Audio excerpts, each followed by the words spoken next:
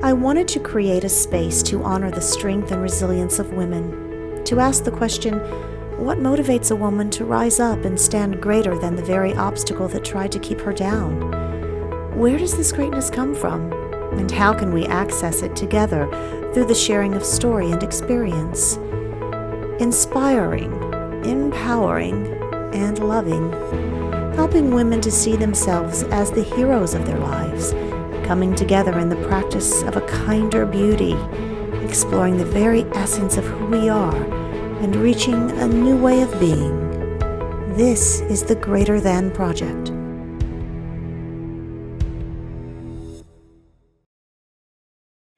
Hello everyone, I'm Michelle Madrid Branch, and I'd like to welcome you to the first segment of the Greater Than Project.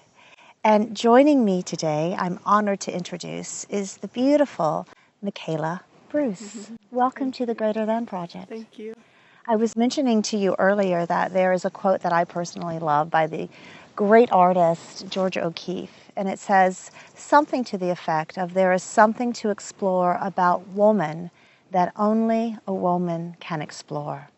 And that's really what we're here to do through the Greater Than Project, is to explore what it means to be woman, what it means to rise above adversity, and how we can feed off of each other and learn and grow and support and discover, I think, the depths of our greatness as women. So I'm really honored to have you here today, and I want you to know how much I appreciate the fact that you're willing to share your very powerful story with us. Thank you very much. I thought I would start, Michaella, by asking you to tell me a little bit about the young woman prior to November 2011. Tell me a little bit about your loves and your passions and your interests that you remember growing up. I grew up out in the country on 10 acres and a pond and a bunch of farm animals, and I was definitely a nature girl. I loved being out in nature and just discovering everything that life had to offer. My passions was dancing. I loved to dance. That's how I expressed myself, and I was going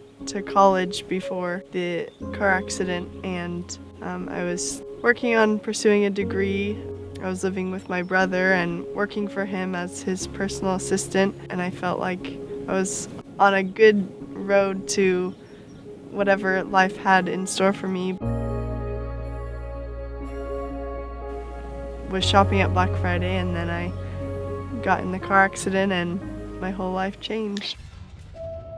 What can you tell us about that night that you remember? I remember I went to my Aunt Amy's house for Thanksgiving, and I also worked at Forever 21 at the time, so I decided I was going to go shopping at Black Friday, and for some reason I remember going into PacSun. I don't remember any of the other stores I went into. I don't remember walking to my car. I don't remember driving to the freeway.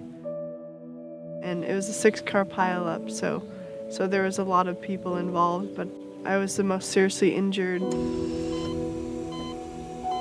It was really like a shocking moment because I had so many questions but I couldn't really express myself. The first thing I remember was looking at myself in the mirror. I had a helmet on and a neck brace because they had to remove the left side of my skull and put it in the freezer because my brain was swelling and I wasn't able to properly talk.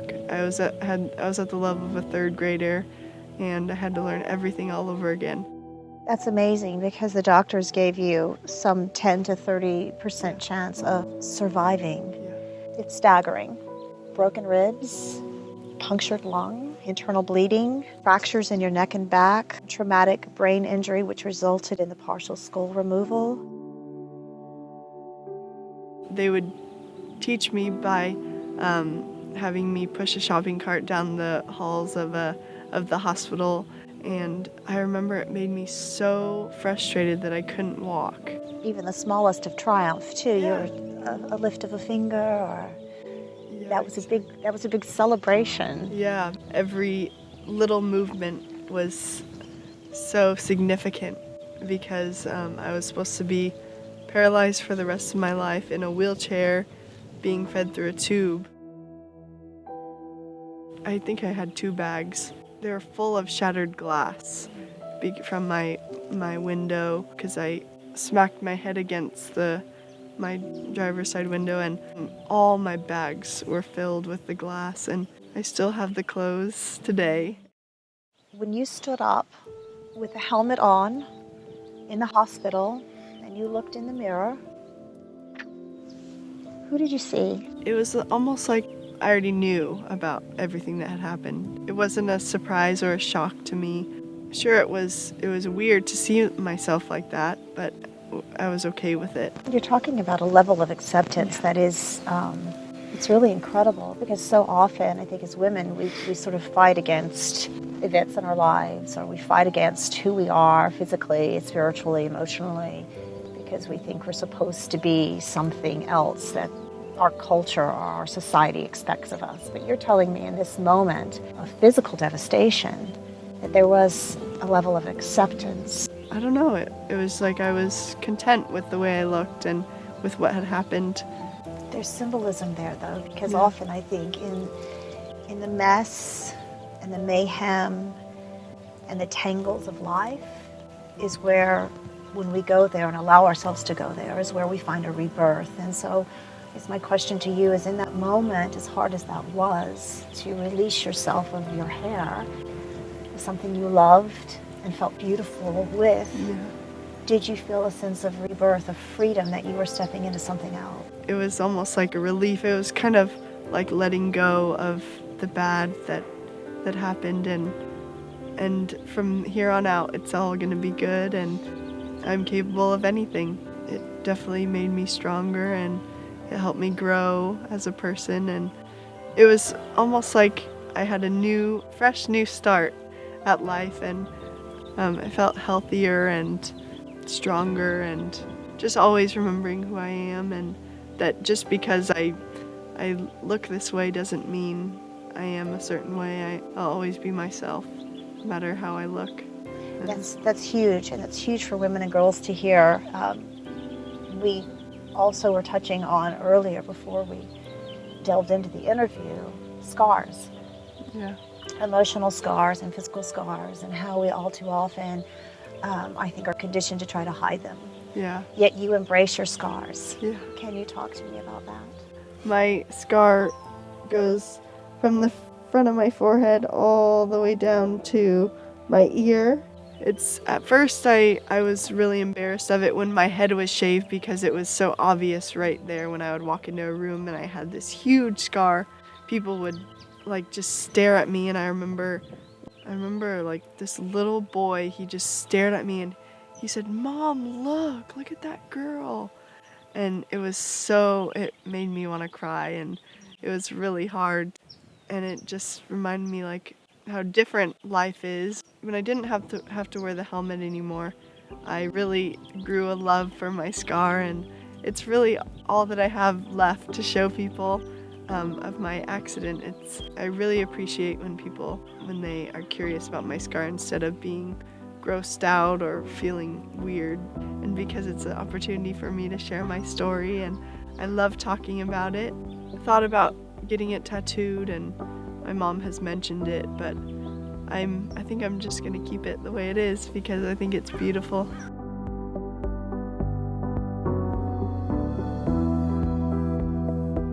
I think that's so powerful and so beautiful. I'm so glad that you've shared that, because so many girls and women out there really struggle with physical imperfection. And I refer to it as, let's talk about a kinder beauty, a kinder way of looking at beauty. Mm-hmm. And then how we're bombarded with sort of a physical definition of what beauty is and how to value ourselves. Ultimately, I believe that beauty is from within, and our strength is from within. That's where the seed is planted. When someone, and I know they've termed you as this because I've heard it, they say you're a walking miracle. Yeah. What does that feel like? It definitely feels amazing, and I definitely don't think of myself as that, but I think about everything that I've been through, and when I think about it, I'm just amazed, because I feel like I'm the same, just more enriched and more powerful, I guess, just because I've went through all of those things at such a young age. So when I hear people say that, it it really puts a smile on my face, and I say thank you so much. Like that means a lot. What do you want women to internalize from your story, to take away, something that they can apply to their own lives? The advice that I give really everyone is just to live your life to the fullest and appreciate every single moment that you have, and really take it in and see the beauty in it, and everything is so special in life and so important. Just even the minute things, just every single thing, every moment, every experience, every person that you meet, it's all there for a reason, and should all be appreciated. And I just think it's so important to remember that, because we get so caught up in life, and everyone is moving so fast all the time, and everything's so rushed, and everyone's so into instant gratification that you need to stop and remember what the true meaning of life is, and that you'll find the beauty of it and the importance of the smaller things. And you discover so much about yourself when Exactly. you allow yourself to be in those quiet moments, still with nature. Yeah, exactly. I think the voice from within is able to be heard. Exactly. And that's important for us all to, I think, take away from this discussion and to carry on in our lives, is honoring those quiet moments and allowing ourselves, giving ourselves the permission to access those moments. It's beautiful, beautiful advice. Thank you. Poignant and important. And for any woman out there, any girl who might be feeling alone right now in her struggle, isolated in her pain, what would you say to her? Just remember that you're not alone, and there's so many girls that are going through hard times and experiencing difficult things in life, and you'll always have someone there to turn to. Yeah. And sometimes, often, that person is Yourself. Yeah. And that you have the power to go there and the permission to go there. Yeah. You just need to love yourself and treat yourself right, and keep your body healthy and strong, and because you're stuck with it for the rest of your life, so might as well make the best of it. I think that's so brilliant. And I often talk about not sitting in your struggle. Yeah. We get stuck in those places. And when we are able to learn from it, forgive, be grateful for what we have, then I think we offer ourselves the freedom to move forward and to really find our purpose and our calling in life. You're very young, but you've been through a lot. Do you have a sense of what that is, your purpose, your calling? I made the choice that I would like to become a physical therapist and major in kinesiology, because I would love to help people who have gone through similar experiences I have. I find joy in that and happiness, so I would love to help someone and relate to them on a personal level. That's beautiful. You have so much to offer them. Yeah. And the true definition of recovery, I believe, is when we are able to help others through the very similar struggles that we've been through ourselves. Exactly. So I think that's a beautiful purpose and calling. And I see you light up when you talk about it, by the way. Thank you. Which leads me to the question of, when you look back at that time in your life and the journey that you've gone on, what are the things that you say that were so improbable? I mean, a diagnosis of being in a vegetative state for the rest of your life if you survived. Yet you conquered that. You know, the question of, what are you greater than? What are the adversities that you look back on and say, I was stronger than that. I was greater than that. I definitely feel I am greater than the car accident that I got in. I'm greater than all of the struggles that I had to go through to recover. I'm greater than the outcome that the doctor said I would have. You're greater than fear. You're greater than that broken glass that was in that bag, the shattered pieces, which I think are so symbolic of that moment, that everything in an instant was shattered in your life. And you were greater than that, and you've put the pieces back together, and you're thriving, and you have so much to teach. so much for us to learn, because your beauty is without boundary, and it comes from that deep place of knowing within you.